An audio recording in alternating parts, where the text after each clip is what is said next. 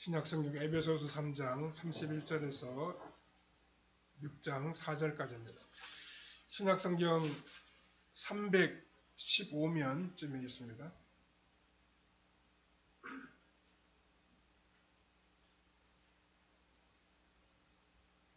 5장 31절부터 우리 같이 읽겠습니다.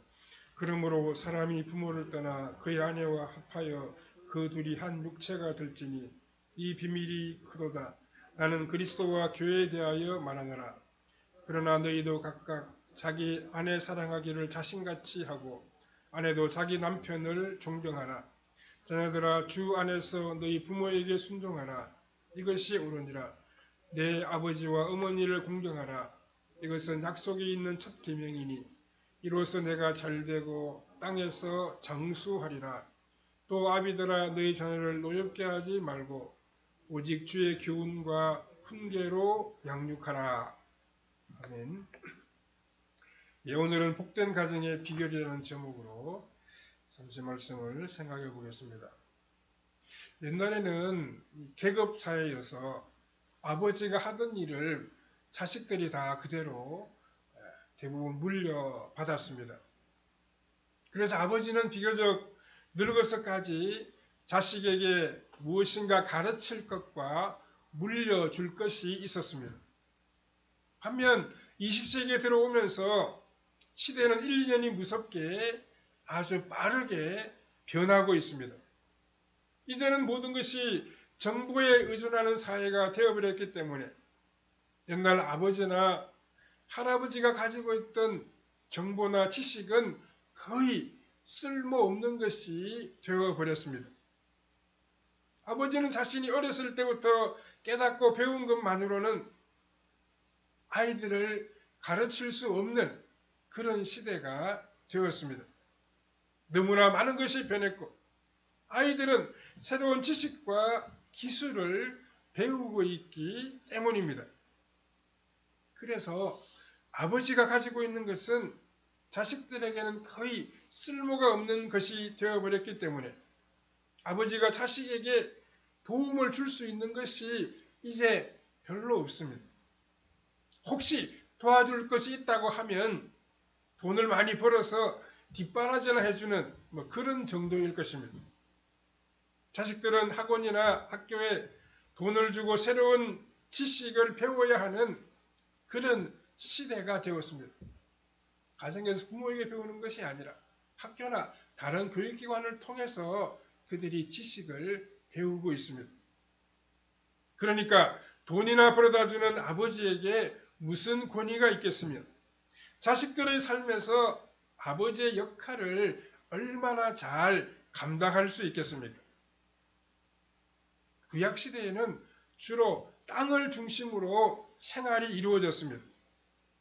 그러므로 아버지의 교훈은 자식들에게 대단히 중요했습니다. 로마의 평화시대가 열리면서 사람들은 새로운 지중해 시대가 활짝 열리는 것을 보았습니다. 특히 로마의 평화는 사람들에게 여행의 안전을 보장해 주었고 여기저기서 새로운 정보와 새로운 풍조가 밀려 들어오게 되었습니다. 즉, 그 당시로서는 급격한 사회 변동이 일어났습니다. 게다가 기독교는 이방인들에게 전적으로 새로운 가치관이요, 새로운 인생관이었습니다. 이것은 지극히 높으신 하나님을 섬기는 것입니다.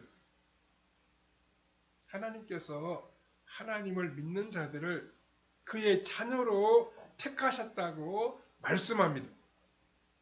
그러니 이제 하나님을 섬기게 된 사람이 이 세상에 있는 부모나 남편이나 상관의 말에 굳이 지배당할 필요가 있을까 그렇게 생각하기도 했습니다.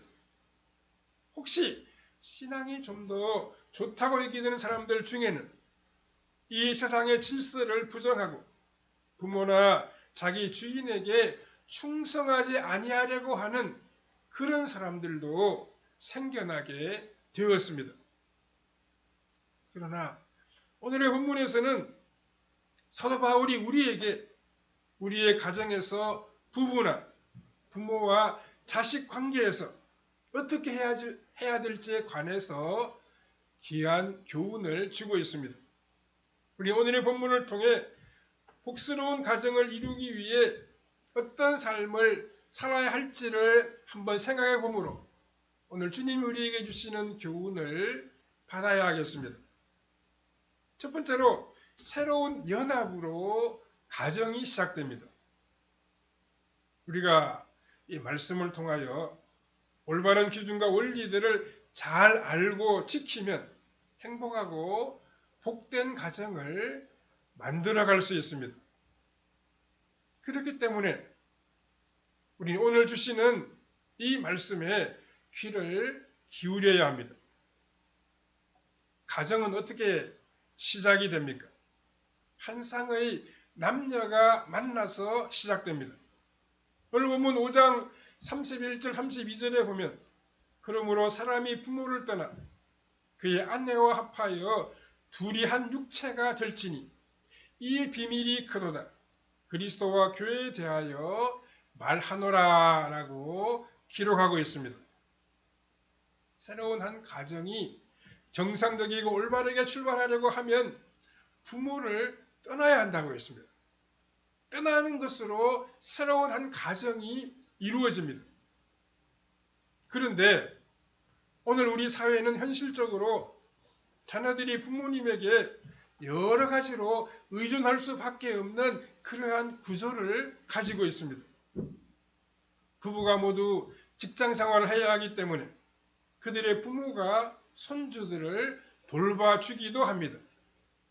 그래서 2000년 전 에베소 교회를 향하여 말씀해 주신 그것이 오늘 우리의 삶에 그대로 적용되기란 참 어려운 것 같습니다. 하지만 그럼에도 불구하고 부모에게 무엇인가 매여 있거나 구속되어 있으면 가정 안에서 언제든지 어려운 일이 일어날 수 있습니다. 부부만의 생각, 감정, 정서, 행동에 영향을 받을 수가 있습니다.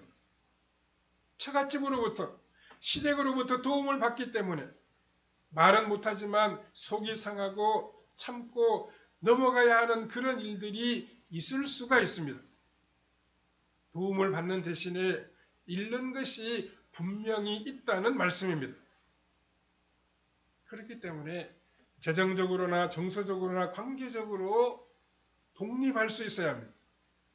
반면 부부의 관계는 한 육체, 즉 두 사람이 하나가 되어야 합니다.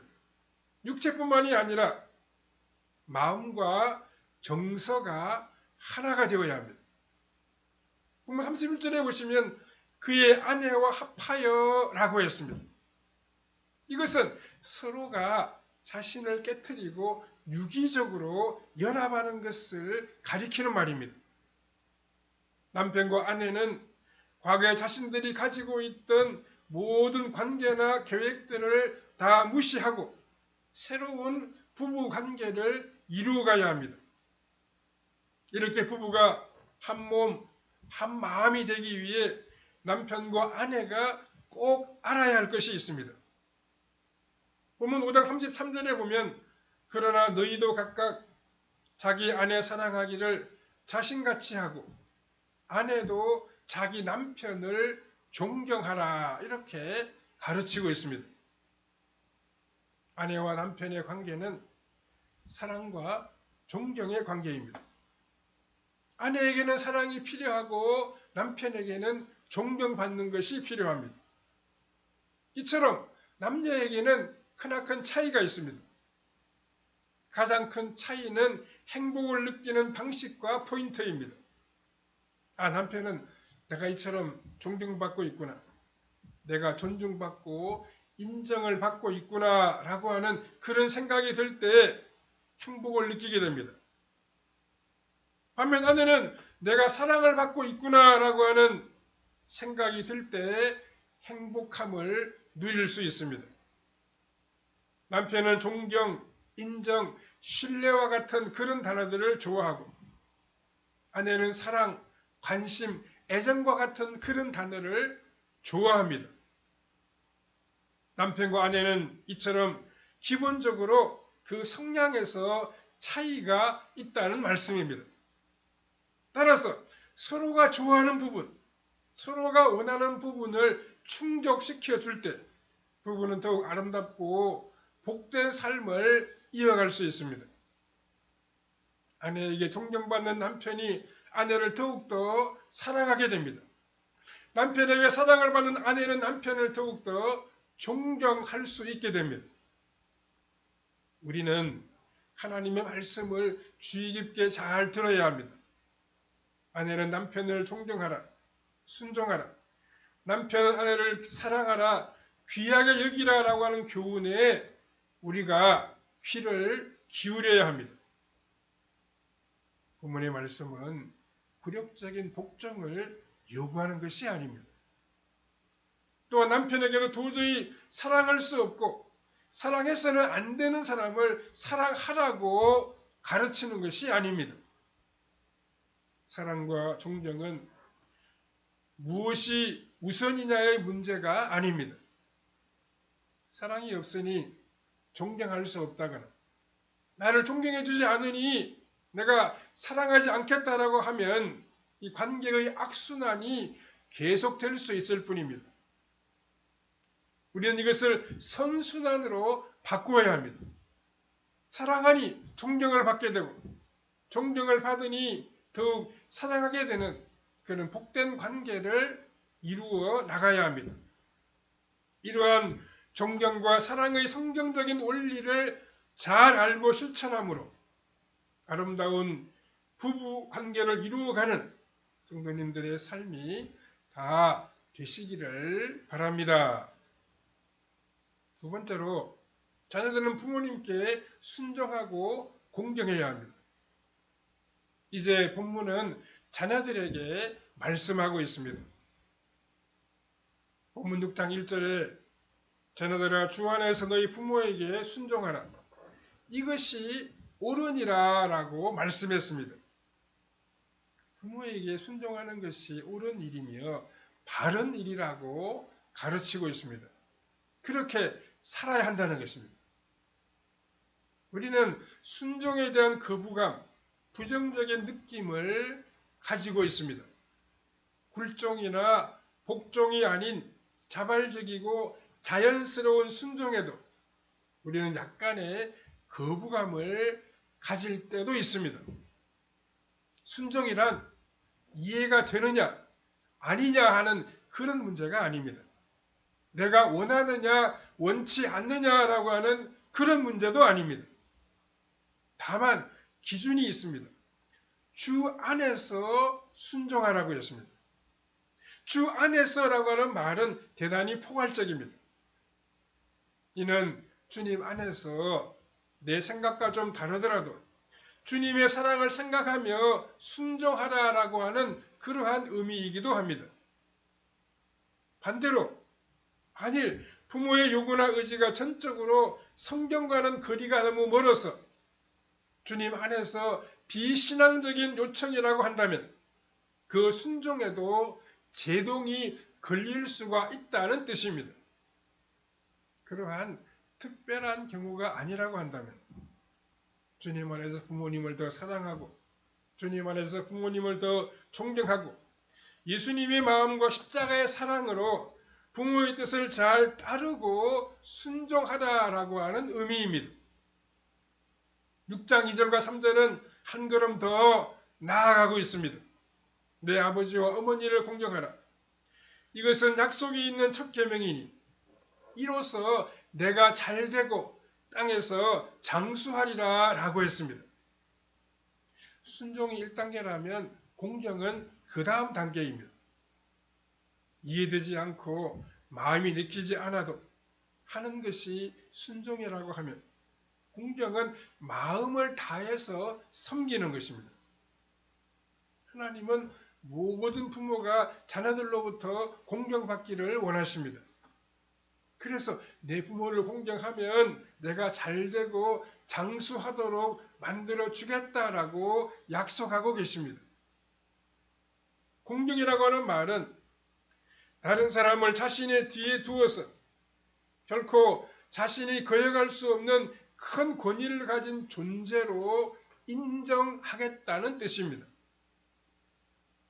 자신은 인격적으로 부족하고 잘못된 길로 빠질 가능성이 있기 때문에 부모가 붙들어주지 않으면 언제나 실패할 수밖에 없는 연약한 자라는 것입니다. 하나님께서 이스라엘 백성들에게 내 부모를 공경하라라고 하는 말씀을 약속이 있는 첫 계명으로 주신 이유가 이것입니다. 비록 그들이 하나님의 백성으로 택함을 받고 하나님을 섬긴다고 합니다만 그럼에도 불구하고 여전히 무서운 죄악성을 가지고 있음을 잘 아십니다. 그러므로 부모가 절대적인 권위를 가지고 그들을 붙들어주지 아니하면 언제나 잘못될 수밖에 없는 자들임을 기억하라는 뜻입니다. 즉 만약 사람이 죄인이 아니라고 하면 이러한 계명을 주실 필요도 없습니다. 다들 알아서 모든 일을 잘 할 수 있을 것이기 때문입니다. 그러나 하나님께서 부모를 공경할 것을 이 세상의 기본 도덕으로 또 십계명으로 주신 것은 사람은 누군가가 붙들어주지 아니하면 항상 잘못될 수밖에 없는 나쁜 성향을 가지고 있다는 사실을 깨닫게 하려는 것입니다. 여기서 우리가 한 가지 질문을 해볼 수 있습니다. 하나님은 자녀들보다 부모를 더 사랑하는 것이겠습니까? 자녀에게 공경을 받는 부모가 더 좋겠습니까? 아니면 그 공경을 통해 잘 되고 장수할 수 있는 자녀들이 더 좋겠습니까? 사실 두 가지 다 좋습니다. 부모는 자녀들에게 공경을 받아서 좋고 자녀들은 그 결과로 잘 되고 장수할 수 있으면 더 좋습니다. 핵심은 부모와 자녀의 관계가 행복해지기를 바라시는 것입니다. 가정 안에 사랑이 회복되고 질서와 권위가 잘 세워지기를 원하신다는 것입니다. 우리 하나님은 가정을 만드신 분입니다. 누구보다도 그 가정이 행복해지기를 우리 하나님은 바라고 계십니다. 부모의 생각이 때로 옳지 않을 수 있지만 그럼에도 주님 안에서 순종하라고 성경은 우리에게 가르치고 있습니다. 때로는 부모를 공경하기 싫을 수도 있지만 공경한다면 이 땅에서 잘 되고 장수하게 만들어 주겠다고 약속하고 있습니다. 사랑하는 성도 여러분, 부모님의 말씀에 순종하시기를 바랍니다. 부모님 우리에게 육체적인 생명을 주신 분입니다. 우리는 부모님을 통해 이 땅에 태어났습니다. 하나님께서는 부모님을 향한 우리의 순종을 귀하게 여기십니다. 그리고 땅에서 잘되고 형통하고 장수하리라는 복, 온갖 다양한 은혜와 복을 우리에게 약속하고 있습니다. 하나님은 우리의 삶을 다 책임져 주시겠다고 약속하고 계십니다. 그러한 놀라운 은혜와 복을 받아 누리는 모든 가정들이 다 되시기를 바랍니다. 세 번째로 부모는 자녀들을 주님의 교훈과 훈계로 양육해야 됩니다. 부모는 이어서 부모들에게도 말씀하고 있습니다. 6장 4절에 보면 또 아비들아 너희 자녀를 노엽게 하지 말고 오직 주의 교훈과 훈계로 양육하라 라고 말씀하고 있습니다. 여기 아비라고 하는 말에는 어머니의 의미가 포함되어 있습니다. 그러니까 어버이라고 부모님이라고 보는 것이 좋습니다. 너희 자녀를 노엽게 하지 말라라고 하는 이 말씀이 우리말 공동번역 성경에서는 자녀들에게 상처를 입히지 말라 이렇게 번역이 되어 있습니다. 아이들을 학대하거나 인격적으로 무시하는 비난과 책망과 낙담하게 하는 이 모든 일들을 가리키는 말입니다. 우리는 다 살아가는 모습이 비슷합니다. 가족들끼리도 때로는 상처를 주고받으며 살아갑니다. 부모와 자식 사이에는 예의가 있고 규범이 있어야 합니다. 서로 지켜야 할 기본적인 예절이 있어야 합니다. 그럼에도 불구하고 부모라고 하는 권위를 가지고 자녀들에게 함부로 말하고 상처를 주는 일들이 얼마나 많이 일어나는지 모릅니다. 누구보다도 가깝고 사랑하는 관계이지만 그렇기 때문에 더 많은 상처를 주고받으며 힘들게 만드는 그런 경우가 없지 않아 있다는 말씀입니다. 그래서 우리에게는 중재자가 필요합니다. 특별한 기준도 있어야 합니다. 어떻게 자녀를 키워야 할지 우리에게 참으로 큰 지혜가 필요합니다. 자녀는 주 안에서 순종하라고 하십니다. 부모는 주의 교훈과 훈계로 양육하라고 성경은 우리에게 교훈하고 있습니다.